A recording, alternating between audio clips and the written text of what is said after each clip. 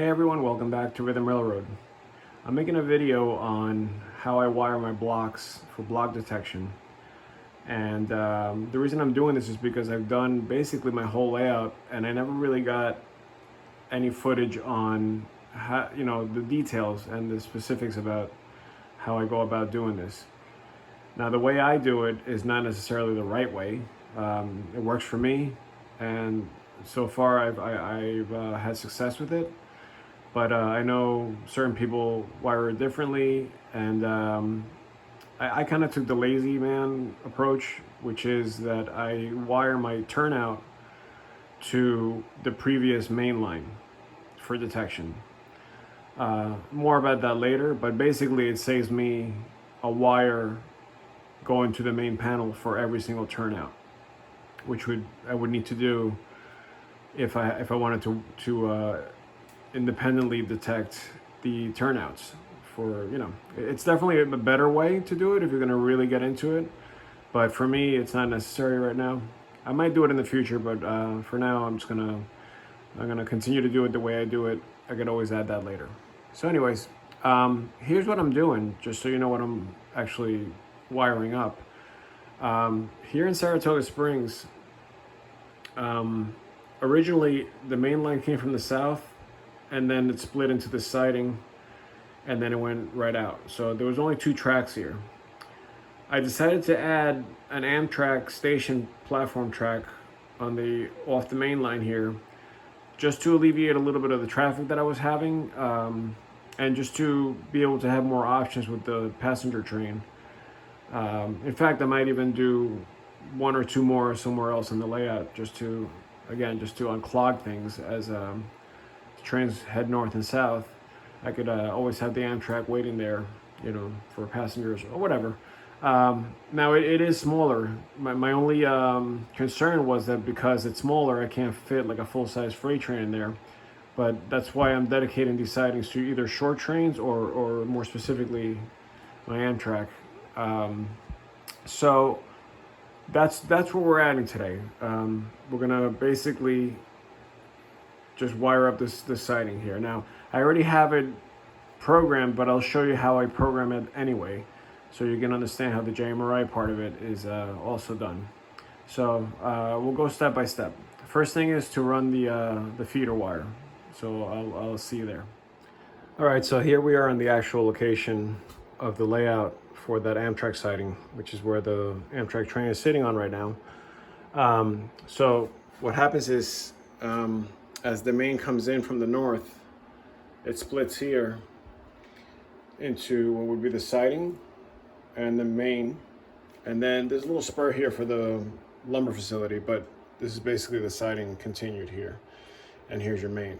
But then the main splits right here into that third or that second siding for Amtrak, and it goes all the way around. As you can see, it's a little bit shorter because it ends here, and here the siding main before it goes into the south part of the single main. So what happens now is that because we have this siding coming off of the main, now not only does this become its own block from here on to the other turnout, but also we have to make a new block here, from here onto the other side of the or to the other turnout, because the detection what is going to come in here, once it crosses that turnout, it's going to, let's say that the train is on the main here, it's going to detect this side, not that side, but then it's going to detect it all the way through this turnout. The way it is wired right now, that's the way it's going to work. So what happens is if a train's coming in to this, you're going to see all this lit up twice. In other words, this is going to be lit up and this is going to be lit up, and there's no train on this block. The other reason why you need detection on this block separately from the rest of it is because, let's say there's a train heading south and Amtrak's coming in north. Now what happens is we have a potential problem here because somebody's got to stop. And hopefully it'll be this train heading south, because once it gets into here, then we have nowhere to go. So the idea is that I would have to add another signal here somewhere. I'll probably put a signal bridge here, or I do have a little space here, so I might be able to squeeze it in there somewhere. But either way, what's going to happen is, as the train comes north, that train has to stop there and wait for Amtrak to get into the siding here. And so if there wasn't a train there, then what would happen is this would show detected. This would show detected because it's part of this block. But then this would show empty or unoccupied. But this one would turn red. So you would see red, white, white on the JMRI panel. Then obviously the train would make its way around. Again, this would still be red, white, white, right? For the siding Amtrak, main line, and then the regular siding at Saratoga Springs. And then once we hit this turnout, then what you would see is the original wiring for the main line right here would light up. So you would see the turnout light up. Obviously this would already be red. So it would be red here, red here, red here. Before it hit the next block over there, but this side would all be unoccupied, so that would be white, and so would this. So it would be white, white, red, just like before. I hope that makes sense. You'll see it on the panel later. So now what I want to do is basically run my 12 gauge solid core wire, and I like to use this from Home Depot. It's just solid wire. It's supposed to be the thin core. So it's a little bit smaller to fish through holes and stuff like that, but it is very stiff. So you have to have patience while you run the stuff. But luckily, we're only going from this point, which is where the main line block starts, around here, and this is where my control panel is here, or where all my BDO 168s are, right here. So as you can see, these are all the blocks that I've already wired in. So we're going to that first module there, which is what I call the A module, and that controls everything on the CP line or NS line, which is what we're dealing with here. So I have one more block left on that, which is what's going to be dedicated to this block that we're working on. So yeah, so it's not too long of a run, just from here to there. So I'm gonna go ahead and wire that without the camera because it's too hard to do with one hand, and I'll be back. Before I actually wire the segment here, I wanted to just share a little tip. This is something I came up with. I don't know if anybody else uses this, but what I do when I'm fishing, all this wire through, is that I need for this reel to be able to spin freely and not run around the floor, randomly. So what I do is I clamp one of these like large size clamps with the long stem here onto the bench where it's sturdy, where I know it's not going to go flying, and then I just basically put the reel in through the center hole here, and now when I pull on the wire, which is right here, it's very easy for this thing to move. So that's how I keep it sturdy. So that's just a little tip. All right, so now that we've gotten the 12 gauge wire over to the panel, I'm just going to show you what I do to connect it over to the actual block detection unit, which is this right here. Now, just kind of like an overview of the whole thing. I'm dealing with Digitrax, so I like to keep things consistent. That's why you see Digitrax pretty much on everything. There are very few components that I'm using on the layout that are not Digitrax. It's just my personal preference. But these three units right here are called BDL 168, which I believe stand for Block Detection LocoNet. And Digitrax obviously makes these for block detection using 4 zones. Let me just zoom in here. So it's zone, what they call zone A, B, C, and D, and each one of those has 4 wires going to them. For the total of 16 blocks that you can detect. Now the reason why they have these in zones is because if you want to divide the zones into districts, or basically a separate power source, you can do that. So maybe I want these 2 zones on one power source and these 2 on another power source. So the nice thing about that is that let's say you have a short on whatever's hooked up to this half, it won't affect what's happening on the other half.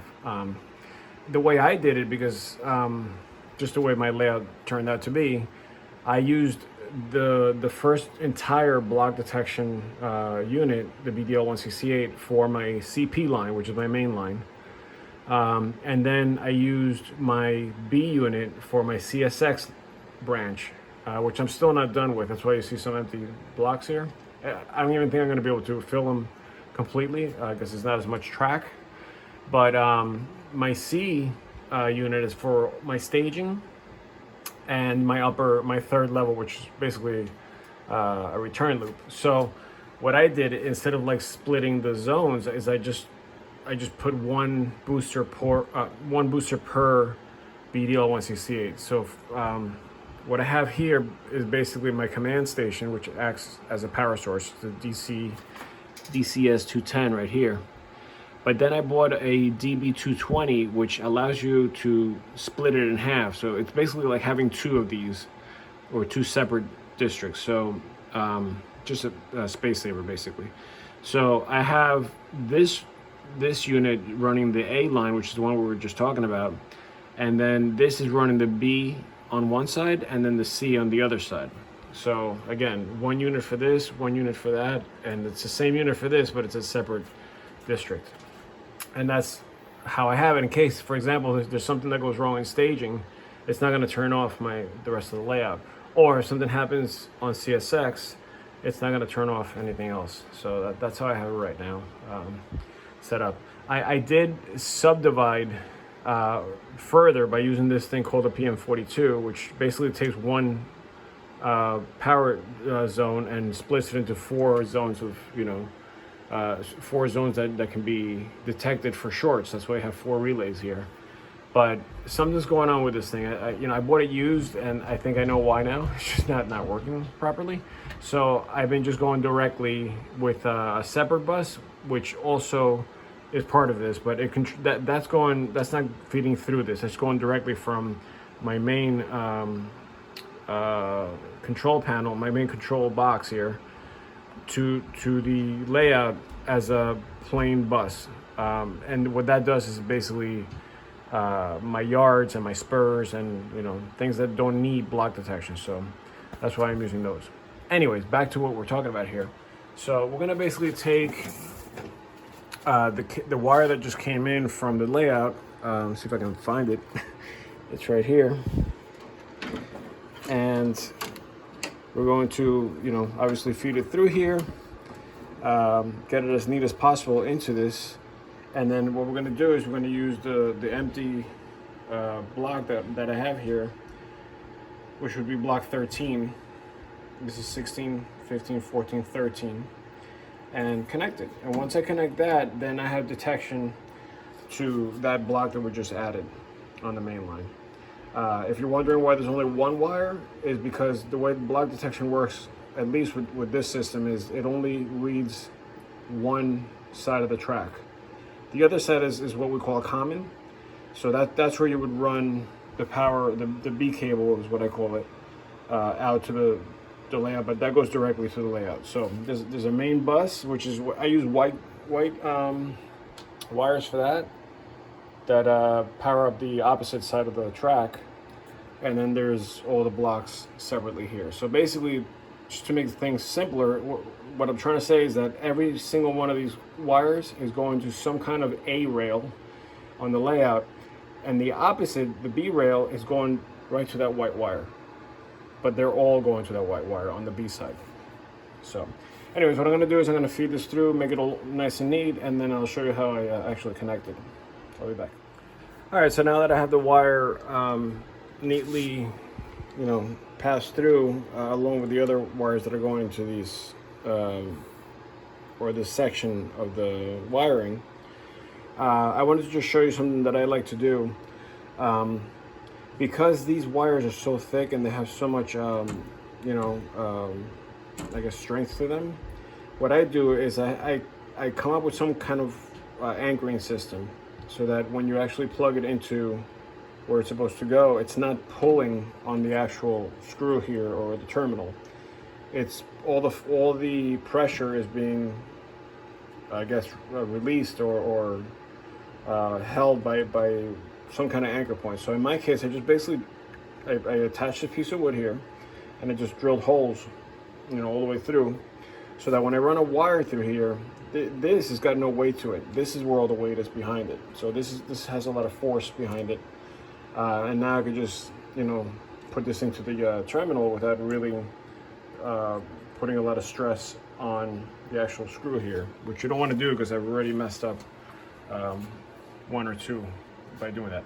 The other thing is you don't want to over tighten these screws because you could strip them very easily, and the tendency is to want to go tight because of the thickness of this wire and the strength of this wire. You feel like you almost have to like over tighten to like really make them grab, but you really don't. So don't do that. Now, the other thing is, and I forgot to say this before, these top parts here are actually adapters. These do not come with the BDL 168s that Digitrax makes. This is a separate company. It's called Aculights. There's a website right here. And they are a lifesaver because Aculights, basically what they did is they took all those soldering headaches out of the equation. So normally these BDL 168s come with a little oh, it's right here actually. It's like one of these things.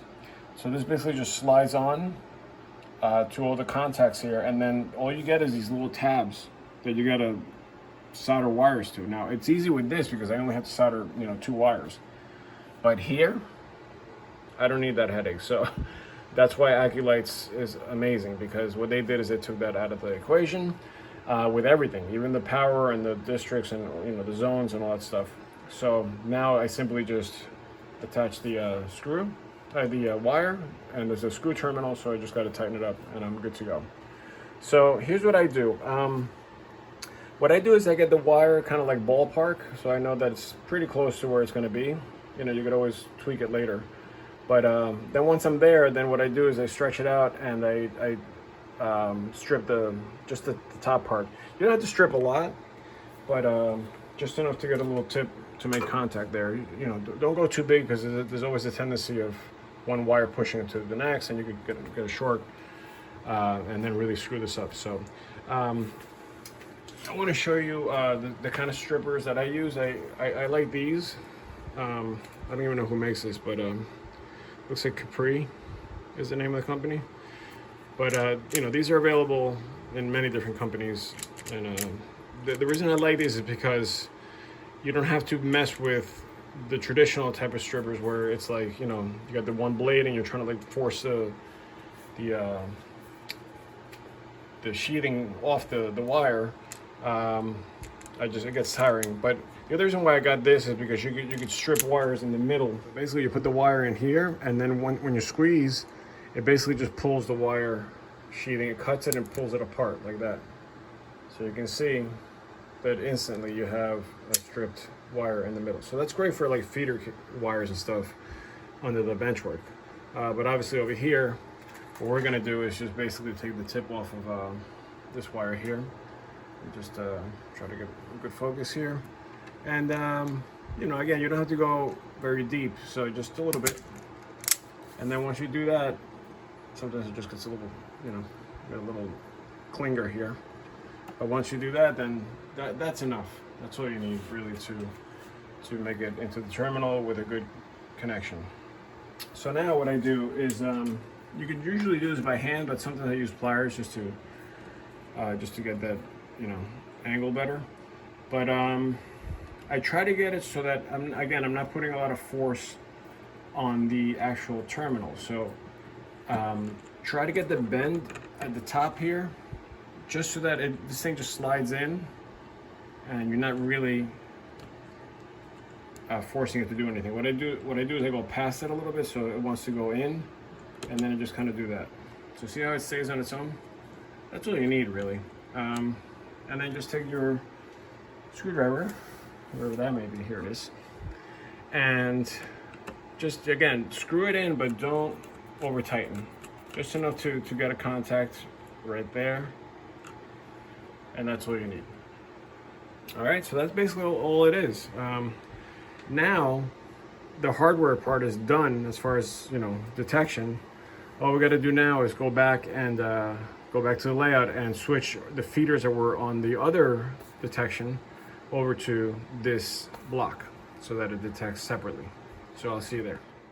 All right, so now that we have the wire under the bench work as neatly placed as possible, so that it's kind of out of the way of the scene below it, we're ready to install the feeder wires that are going to go onto this new block. So remember, it's not all of them, it's just the ones that are from the turnout on the south side to the turnout on the north side. One thing I do want to point out is that I use these are like kind of like wire harnesses, but they're for zip ties. And I basically just drill them into the bottom of the homosode, or wood if I can access that.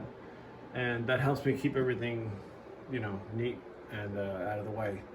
So you can see there's just a few. I just need, you know, the points where I'm turning a corner or something like that. But that's another good thing to have handy because they're super easy to use. They even come with an adhesive back here that you just peel and stick. So I just stick them on there, and then I use a 1-inch screw, like a, you know, sheetrock number 6 screw, and I just place them there. Then you can just feed the zip ties through there, like you see there. So now what we're going to do is basically pinpoint what feeders need to be switched. And like I said, here's the place where it splits. So basically the A rail, I always designate the A rail or the detection rail by giving it to the rail that's closest to me.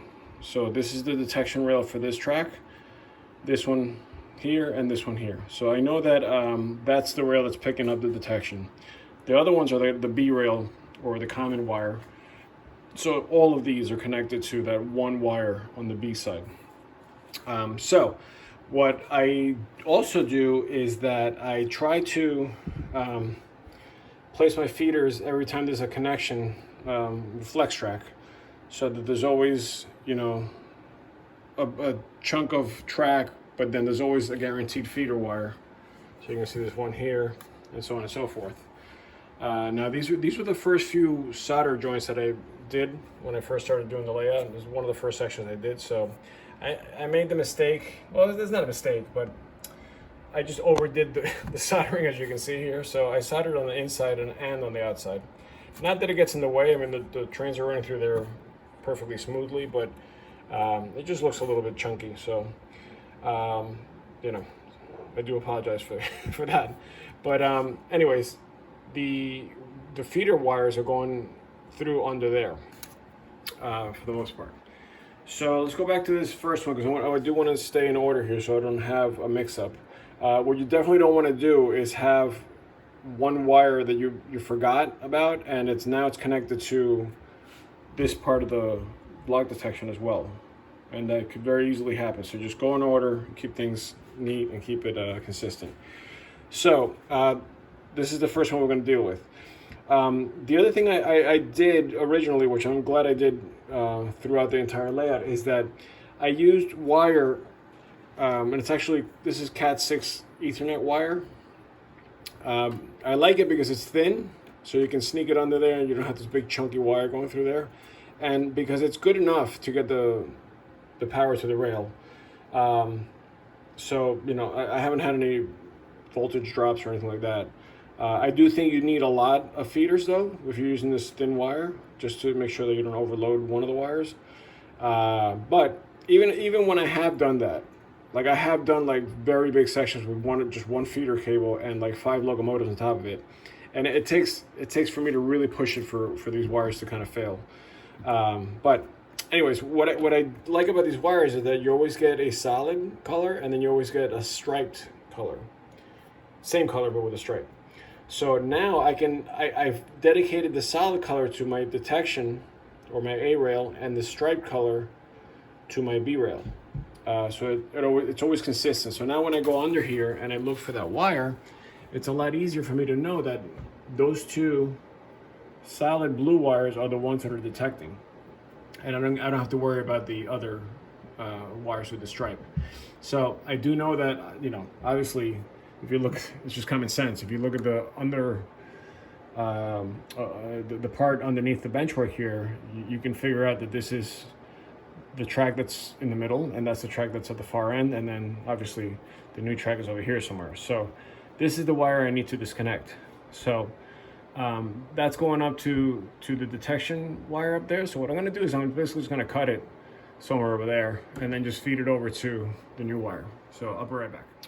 All right, so now that I've cut the wire, you know, ballpark to where I need to connect it, which is this wire here, all I got to do now is strip the wire and connect it. Now I did go ahead and strip this before I grab the camera so that I can actually hold the camera and do this at the same time. But the other thing I wanted to point out is that I like to label my wires, especially when they're bunched up together like this, because since they're both red, it's really tricky to kind of identify them and also to trace them, like, you know. So I know that this is yellow and it says A13, so when I go to the next label here, I know there's one yellow, one green, so it's easy to trace. And I try to do it every time there's some kind of like interruption. So in this case, the zip tie basically dictates where I'm putting a label nearby. Now those get tucked up and under, so it's not like they're gonna be like an eyesore later on. But anyway, so yeah, so what I'm gonna do is I'm gonna take my tool that I showed you before, and just somewhere in there, in that area where I'm gonna connect, I'm just gonna go ahead and give it a squeeze. And there you go. I have my wire exposed, and then I just take my feeder wire and just twist it. I like to twist it around a couple of times. That's why I give myself enough slack here.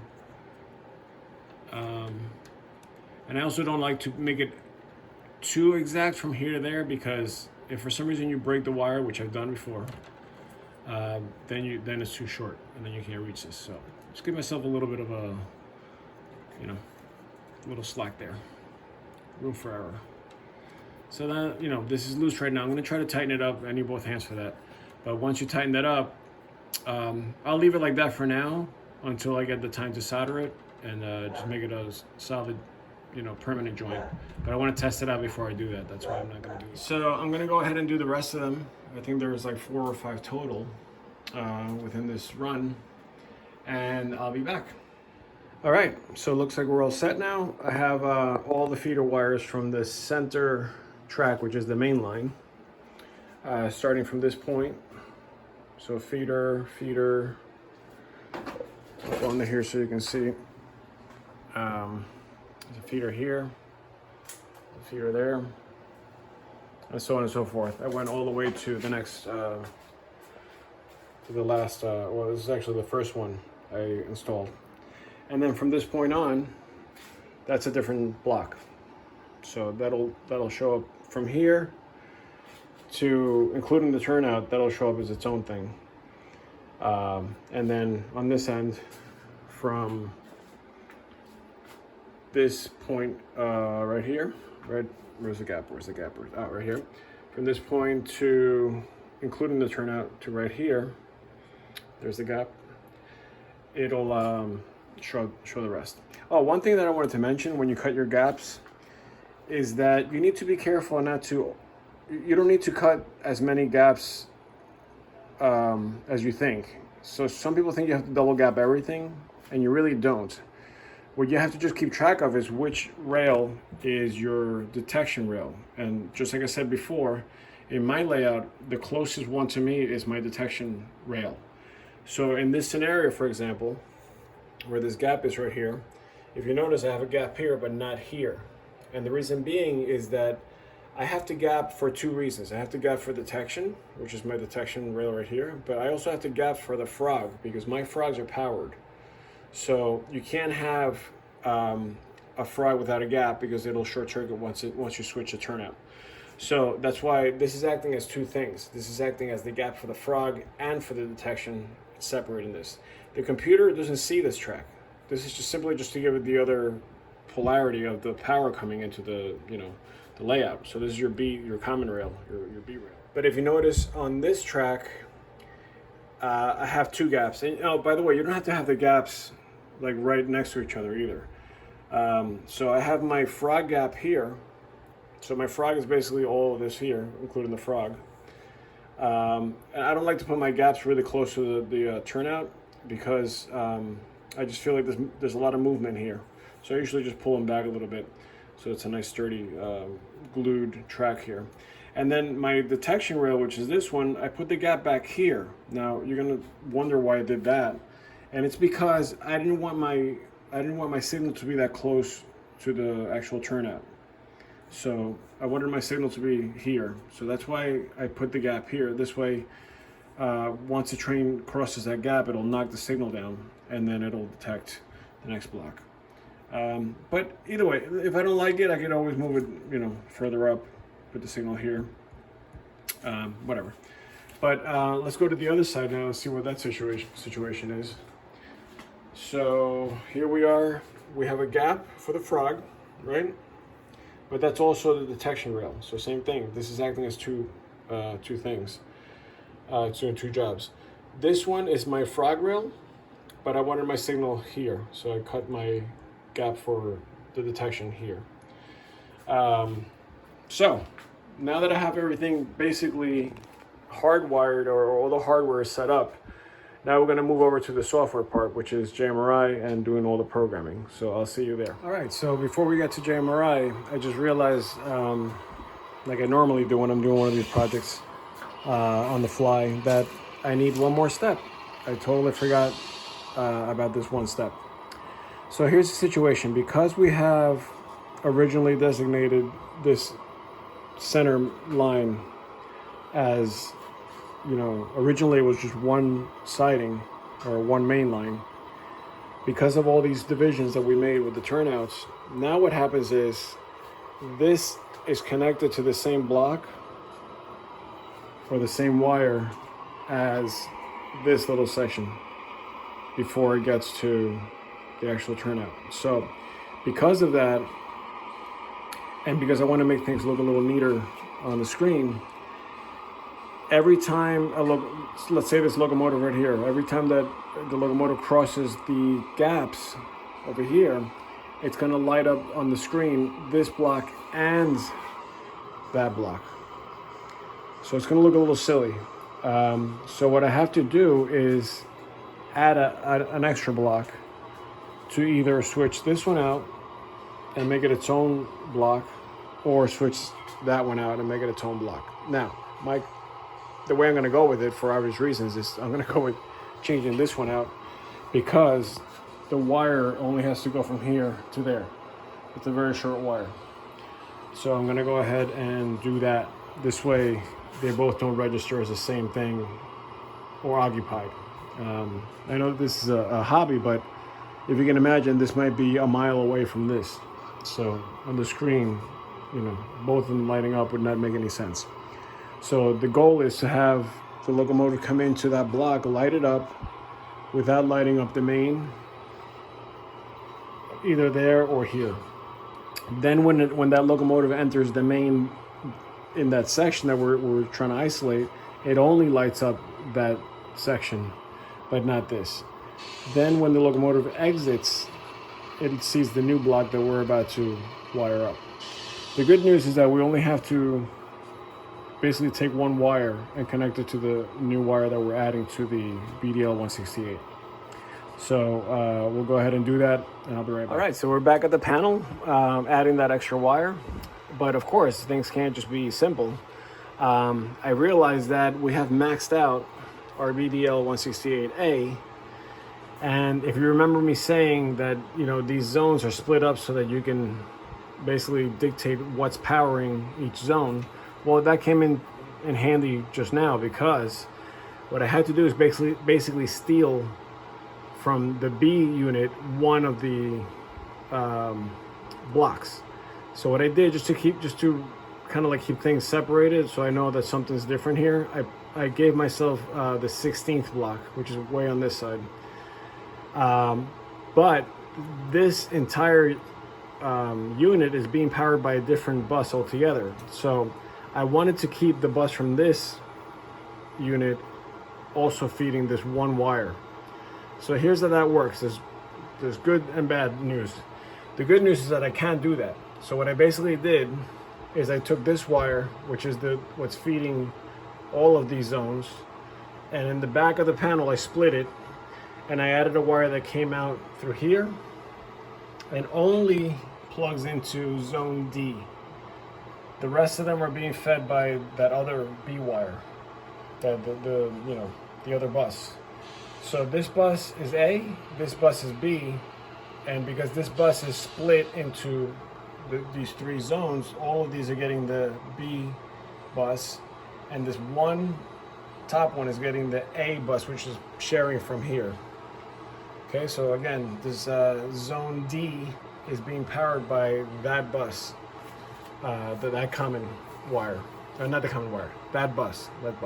Okay, so what I did is basically, here's the bad news. I had to block out this entire zone for the A district.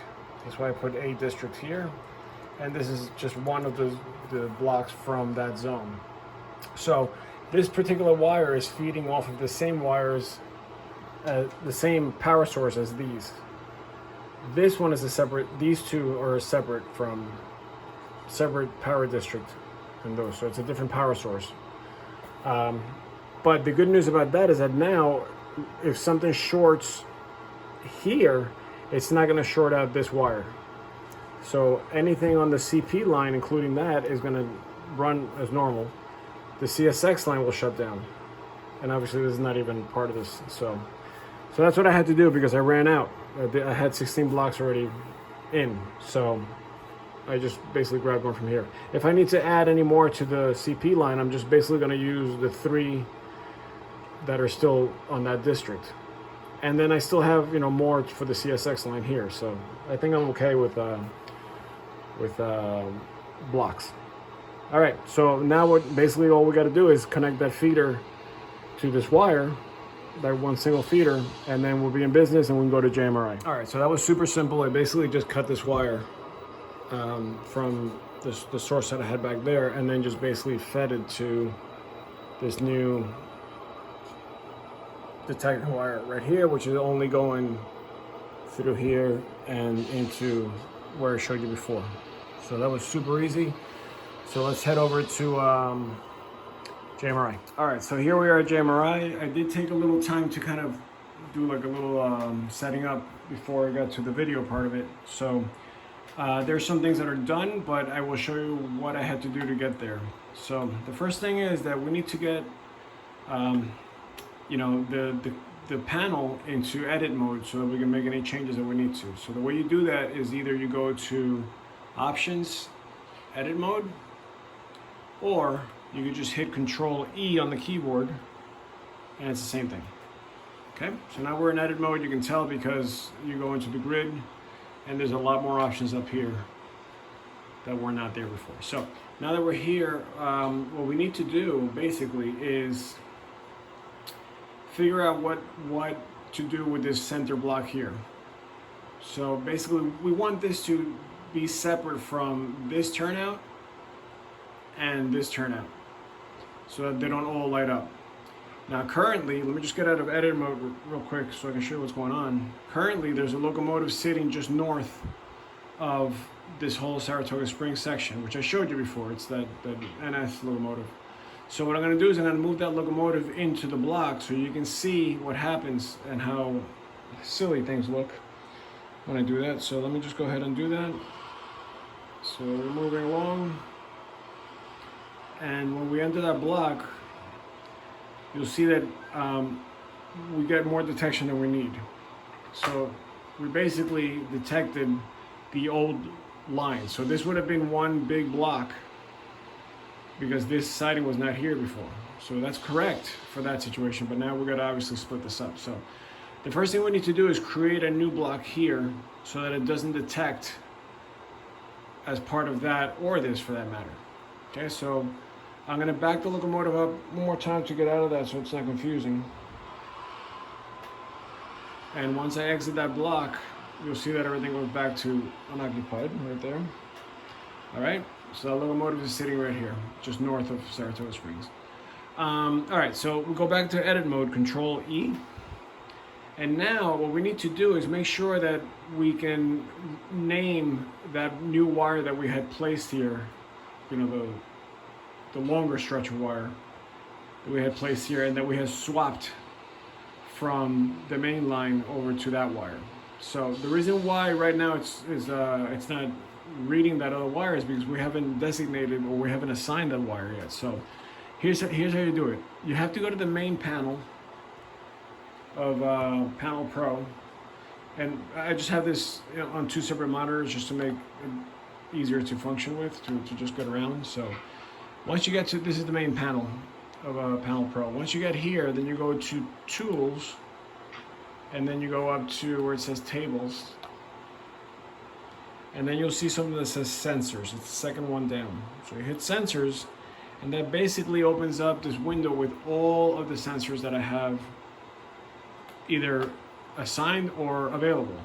So the only thing I like to do to make things a little bit neater and just easier to find is that I like to just click on the LocoNet tab here, because otherwise you get both the internal blocks and the LocoNet blocks. So this is only LocoNet specific blocks.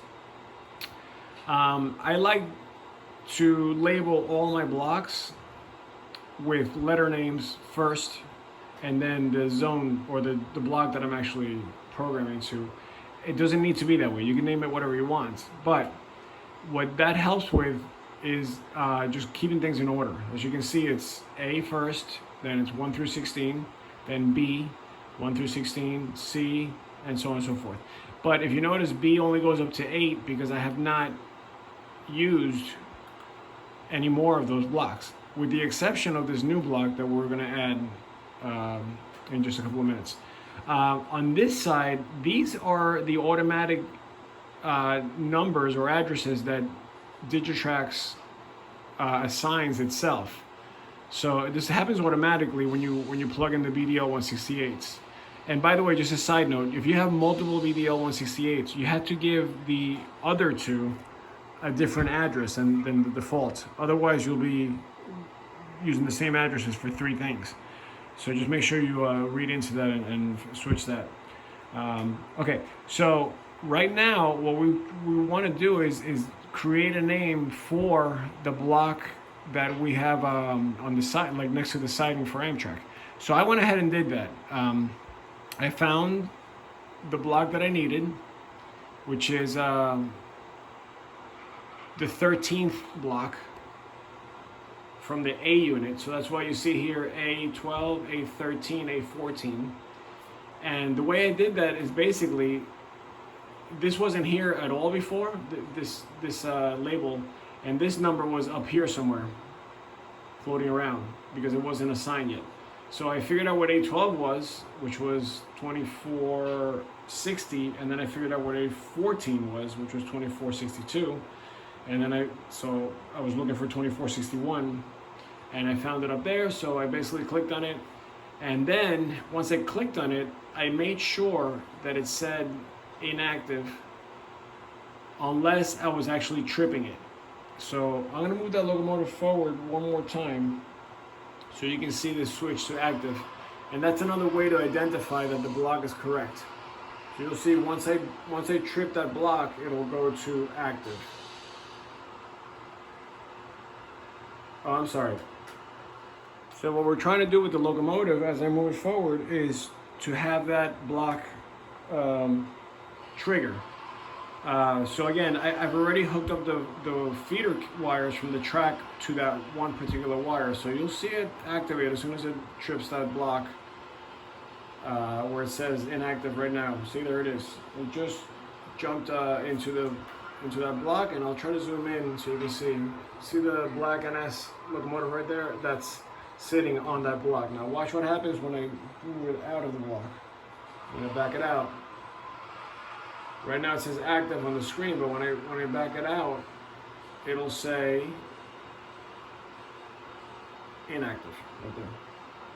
So as long as I'm not tripping that block, this will show that. Now anyways, the point is that's how I figured out what block I was dealing with. And then once I figured that out, once I located that block, I basically just clicked on this bar here and I added the name. I just typed in the name. So I like to do the name of the block along with the name of the BDL that I'm using, which is A in this case. Then the name of the place that I'm at. Then the track that I'm on, and then any other side notes. So I don't know what to call that center section, so I just called it parallel to Amtrak because on the actual panel, if you take a look, it's parallel to the Amtrak right here. Okay. Now, as you can see, everything is occupied right now, even though it shouldn't be, because this is still assigned to the old block, which is connected to this block and connected to that block. That's why, because of the locomotive being sitting right here, it's just sitting right on that block, it's activating both this and this. So what we need to do is change this one out. So what you do is, in edit mode, you have to right click on this control circle here and then go to edit. Once you go to edit, you're going to get this new box up here, and this is where you need to create your new block name. Now I already went ahead and did that so I can test it out. So I called it once again Saratoga Springs parallel to Amtrak. So let's see on this drop down menu, let's see if we can find it. And obviously you would have to add it if you didn't do it before. So Saratoga Springs, I called it Saratoga Springs, oh yeah, right here, parallel to Amtrak. So I'm going to click on that. That basically, you're not really assigning the block at this point. All you're telling the computer is that there is a different block for this segment of track. So where you really set up the sensor is here where it says create edit block. So you click on that, and then there's a lot of information here, but all you really have to worry about is where it says sensor. So click on sensor, and then the drop down menu is going to give you all of the sensors that exist from that table that I showed you before. So the B's, the C's, and everything else that's not assigned yet. So we're looking for A13 in particular, which is the one that says Saratoga Springs, Maine, parallel to Amtrak. That's what exactly what it said on the table before. So that's what we're interested in. So we're going to click on that. And if you noticed, when I came into this window, it was already there because I had already done this once. So once you do it the first time, it remembers what sensor it's attached to. So that's just a little bit. It just makes things faster when you are programming this stuff. So once you have that, I'm just trying to see if I can show you both things. What you're going to notice is that because I already did this once before, it already has the name here. Oh, no, I'm sorry. You have to hit apply for it to lock in. So you hit apply, and it locks it in right there. So then, if you notice on the panel, this is no longer a part of the old blocks. That's why, because the locomotive is sitting here, it's only showing red here and here, but not in the center because we just assigned a different block to that segment. So I'm going to hit OK. I'm going to hit done. And now I want you to notice what happens when I go forward with the locomotive once again. So there, it's on the move. And once I trip that block, you see how that turns red and the rest turn white? So that means that I'm fully inside of that block, and it's now completely independent of the turnouts, but also the Amtrak sighting, because there is an Amtrak train sitting there. There it is. Okay, so now here comes the tricky part. Tricky part is that I have to assign this to the original. I'm sorry, I'm upside down here. So the locomotive was here, this is the north side. So I have to leave this alone and leave it on the original block that I had there. But I have to change this so that when I enter this block here, it doesn't reflect on this side. So that's the newest wire that I put in, the one that I had to borrow from the other unit. So that we're gonna do right now from scratch. So this way you get to see what, how all the stuff goes down. So the first thing we need to do is find that block. And so just give me a minute and I'll get to that page. All right, so because I had already opened up that table before, it's here. In fact, there's a triplicate, so I'm going to just close them down so I only have one showing. And that's the table for the sensors. You can see that says sensors up at the top here. So what I'm looking for right now is that new wire that I just installed, which has not been labeled or located yet. So just make sure you click on LocoNet so you just avoid all the confusion. And then the other thing you should know is that the computer or JMRI basically just puts anything with a title toward the bottom, and then anything without a title at the top. So if you don't have a name to the block, it's going to probably be up here somewhere. So right now we're searching for that block. Generally speaking, the ones that say unknown are not the ones that are going to be popping up. It's more of the ones that say inactive that are being recognized. In other words, the computer knows that something's plugged in or something's available, but it's not, but it's recognized instead of this unknown block.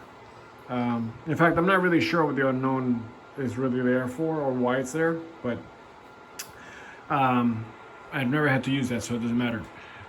So what I do, I like to do a little bit of investigation first, just a little looking around for it. So I'm looking for B16 basically, because that's how I've labeled things, with the other stuff. So if I go over here to the B's, there's B1, 2, 3, 4, 5, 6, 7, 8. So I'm basically going to add 8 to the stock number, which is LS680. And the reason I'm adding 8 is because I'm looking for the 16th block, so that would be 8 more. So let's see if we can find LS688, LS688. Let's see if we can find that up here somewhere. And there it is right there. Now, I'm not sure it's that one. It might, if I did my math correctly, it should be that, but let's see if that in fact works out. So the way I'm going to do that is by moving that locomotive that was sitting in the other block we assigned forward, and I'm going to try to get it over to the other side where the turnout is. So let me just walk you over there real quick so you can see what's happening. So the NS is making its way around the Amtrak train right now on the main, and basically once it gets here, actually the gap is here. Once it gets here, that's when we should see this new section being detected. So let's go back to the panel here, and let's see if, in fact, that one block gets detected. And the way we know is because it's going to say active here. And if my math is wrong, it's going to be here. But I think it's going to be that one. Let's see. There it is. So it just triggered. It just triggered that new block. So let's reverse out of it, and let's see if it clears it up.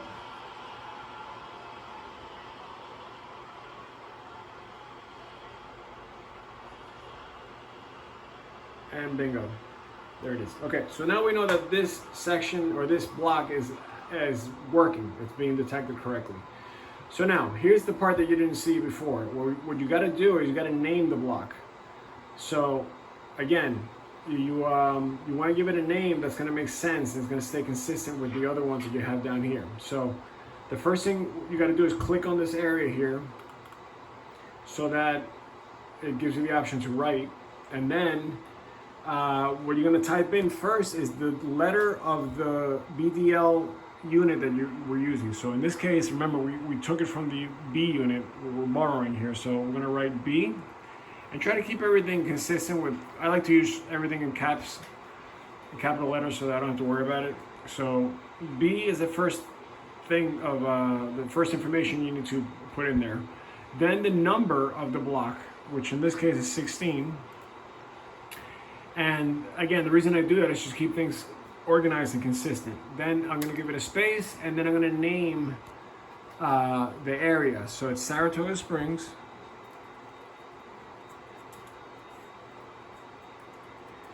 Then I'm gonna name the actual track it's on. So we're gonna call it main, but then we're gonna give it a description or some kind of comment to really pinpoint where that is actually located. So in this case, we're looking at the southern part of the main line. So, and it's really just for the turnout more than anything. So I'm gonna call this turnout south. And then that will help me basically, figure out where that block is. So when I go to assign that block, this is what I'm looking for. Okay, so I'm gonna hit enter just to make sure that it locks it in. And if you notice, it didn't throw it into the order here, and I think that's done intentionally by JMRI so that you don't lose it, so that you can, so it doesn't jump on you. But if I come out of this box or come out of this panel and reopen it, let me just show you. So if I open the table again, it should, just go to LocoNet, it should put it in the right place. So as you can see now, the top, there's nothing here, but then it's A, B, and then you can see that after B8, the next thing you see is B16. There it is, that's the block we just added. So it does recognize where it should be after you close the panel and reopen it, okay? So don't freak out if you can't find it at first, it's there. All right, so now we gotta go to the panel itself. So let's go over here to the section that we're working on. And remember, we already figured that out. We already finished programming that. Now we're gonna program this southern part, which is here, which is this turnout here. Now, because right now it's programmed to echo this side, it's going to light up if I go into that block with the locomotive. So let's see if that's the case. I'm gonna go forward. And once it enters that block, it should light up both turnouts, which is what I don't want, but that's what it's gonna do.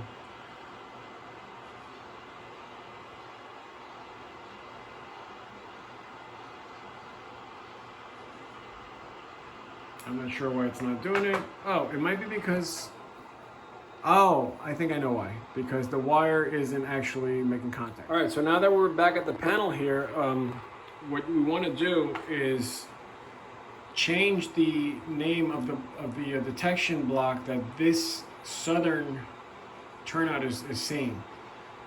Because again, it's not about this guy. That guy's the original one, and that's going to stay like that. It's about this one, so that when you trip this block, it doesn't trip that one as well.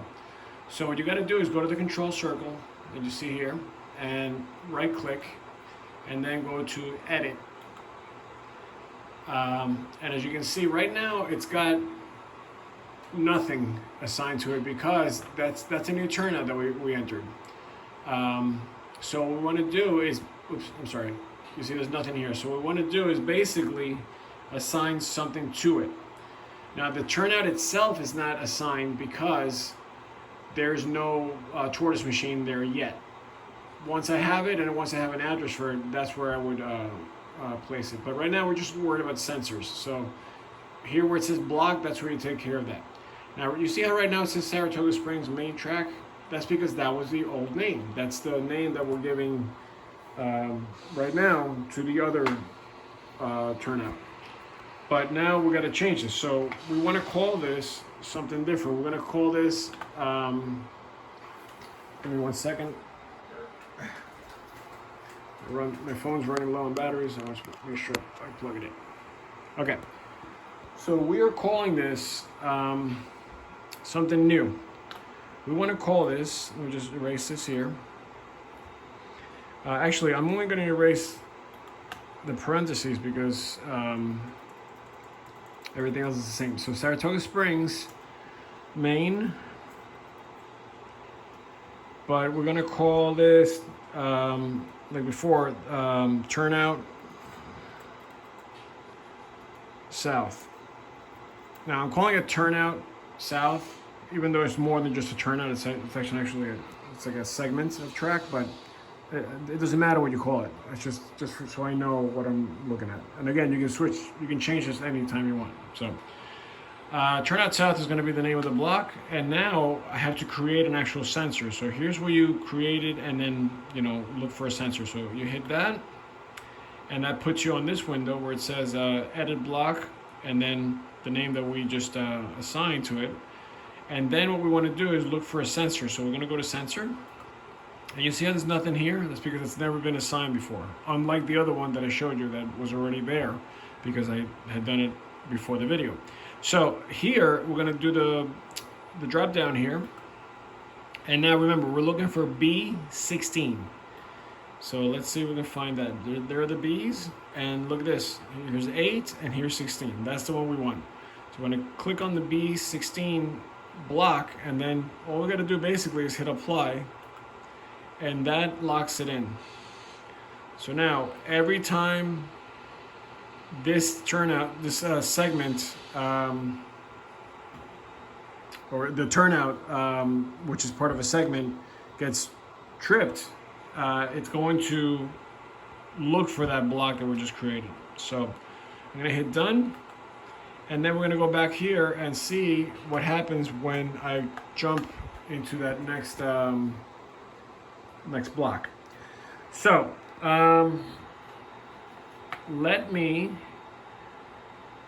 move that locomotive forward one more time and see if I can enter the southern block, which is, by the way, it's right here. This is the one we're looking for. So that should turn red once we get into there without turning the other one red. So let's see what happens. And there it is. So you can see it released the middle block, which is the one that we called Amtrak Parallel. But when it entered the new block, it didn't trigger this block because now they're independent from each other.